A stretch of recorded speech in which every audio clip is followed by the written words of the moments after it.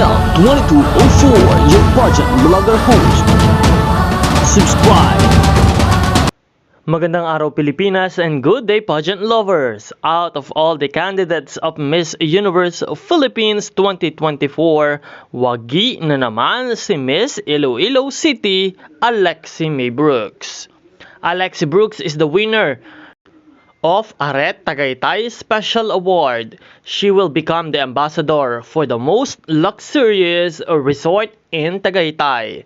Another victory for Miss Universe Philippines Iloilo City on her journey towards the Miss Universe Philippines 2024 crown. This award proves Alexi's marketability.